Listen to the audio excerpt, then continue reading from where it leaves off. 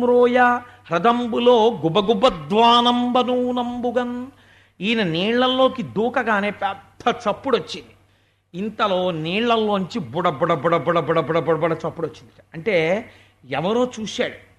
అసలు ఈ మడుగులో అడుగు పెట్టడానికే భయపడతారు కదా, ఇలాంటి మడుగులోకి దూకగలిగినంత ధైర్యం ఎవరికి ఉన్నది అని చూశాడు. ఎవరు వాడు? వేరొకడు కాడు, సాక్షాత్తు కాళీయుడే. 101 పడగలు విప్పి అందులో ఇలా తేలుతూ ఆడుకుంటూ చిరునవ్వులు నవ్వుతూ ఆడుకుంటున్నటువంటి చిన్ని కృష్ణుణ్ణి చూశాడు. ఎంత ధైర్యం రాయి పిల్లడికి, నేను ఉన్నటువంటి మడుగులోకి దూకుతాడా అన్నాడు. పడగలు విప్పి ఆయనని కాటు వేశాడు. కాటు వేసేటప్పటికీ కృష్ణ పరమాత్మ స్పృహ తప్పారు. తప్పగానే తన దీర్ఘమైనటువంటి శరీరంతో ఆయన్ని చుట్టేశాడు. చుట్టేసి ఊపిరాడకుండా చేస్తున్నాడు. ఈ ఒడ్డున ఉన్నటువంటి